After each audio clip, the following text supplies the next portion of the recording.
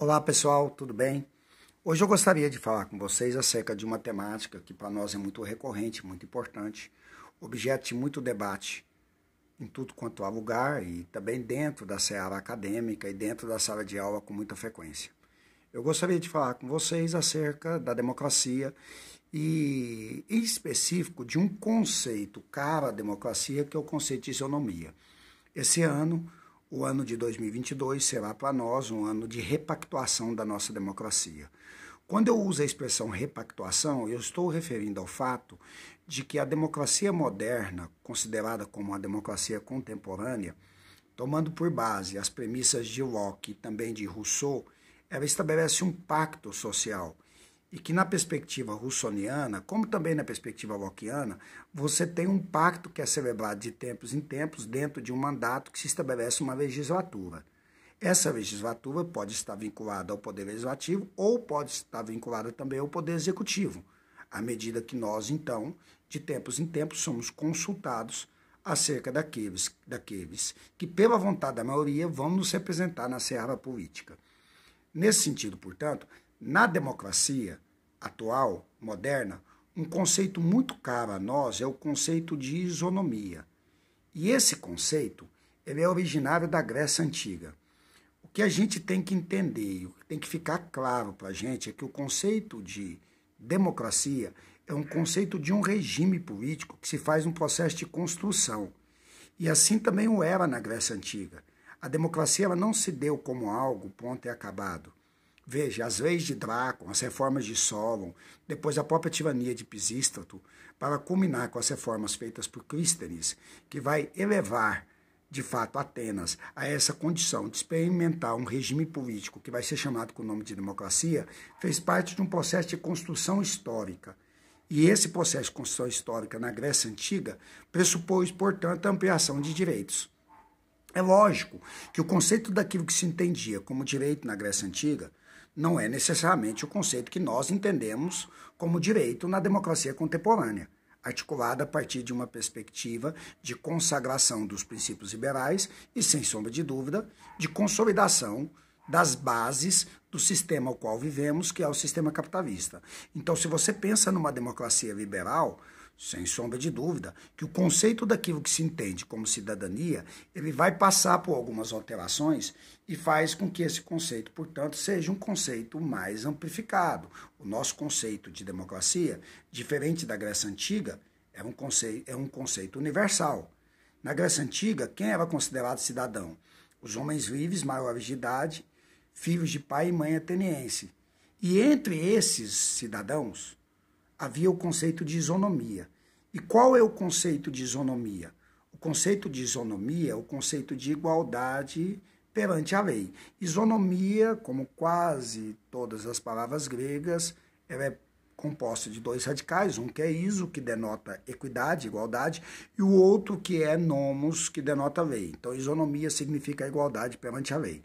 Nesse sentido, portanto, todos os cidadãos gregos, eles eram iguais perante a lei. E pela isonomia, todos os cidadãos, homens vivos, maiores de idade, filhos de pai e mãe ateniense, tinham igualdade no direito de falar. E a isso deu-se o nome de isegoria locutiva. E concomitantemente à isegoria locutiva, todos os cidadãos gregos tinham igualdade no direito de criticar a fala do outro, para que se estabelecesse o debate dentro da Assembleia, que se realizava em praça pública. Então, os cidadãos também, eles tinham a isocrítica interlocutiva. Então, veja que massa. Se no conceito daquilo que se entende como isonomia, que é a igualdade perante a lei, que para os cidadãos gregos era muito caro, todos os cidadãos tinham igualdade no direito de falar. E a eles também era dado a igualdade no direito de criticar a fala do outro. Portanto, todos os cidadãos tinham a isegoria locutiva e eles também possuíam a isocrítica interlocutiva. Quando isso vem para a modernidade, na democracia contemporânea, que vai ampliar o conceito de cidadania, entendendo também a democracia como um regime que passa por um processo de construção e de ampliação de direitos, a ideia do que se tem por isonomia, claro que passa por dinamizações, até porque o conceito de isonomia é construído a partir de uma base histórica.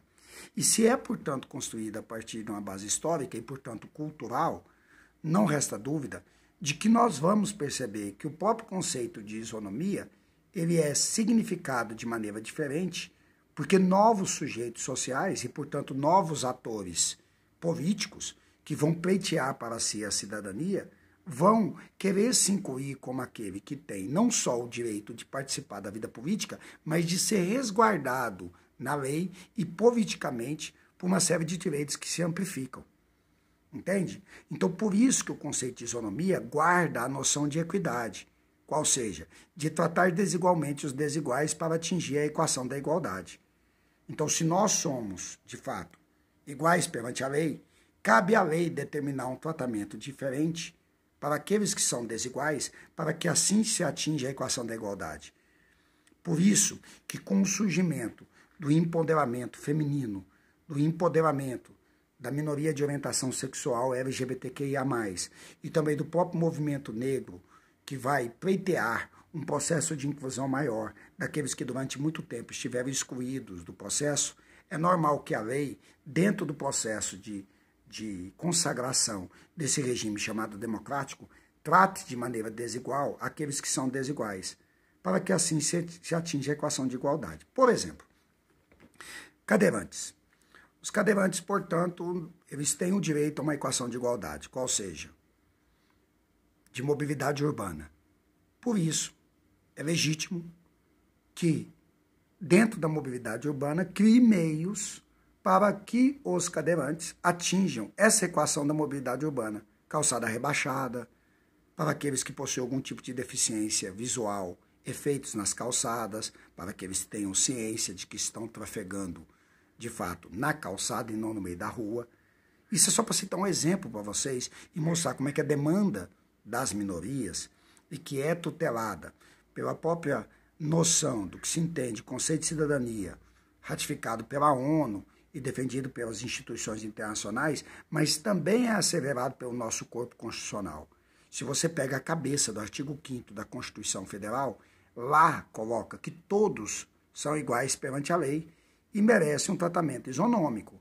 Isso é dito de maneira clara, ainda que a lei não necessariamente cite o conceito de isonomia. E, portanto, isso pressupõe que os tratamentos equitativos, eles tratam da diferença de maneira diferente para que assim possa gerar uma realização numa equação que se faz mais ampla. Daí a importância sempre da democracia trabalhar com um processo de construção que cada vez amplie direitos, para fazer com que sujeitos de direito, atores sociais, possam ser contemplados nas suas demandas e ser tratados de maneira equitativa perante a lei. Tudo bem? Então essa é uma fala que eu queria falar para vocês sobre o conceito de isonomia e como que nós podemos aplicá-lo. Daí a legitimidade das minorias. Porque o conceito de minoria, claro, não é necessariamente o conceito de minoria numérico. O conceito de minoria está diretamente vinculado a um conceito de minoria política, onde você busca, portanto, uma inclusão para, em tese, ter direito àquilo que a maioria teria. E aí você realiza praticamente dentro das políticas públicas aquilo que possibilita com que essa inclusão seja efetivada. Ok? Então é esse o meu recado acerca de democracia e uma noção do princípio de isonomia para vocês. Fica bem.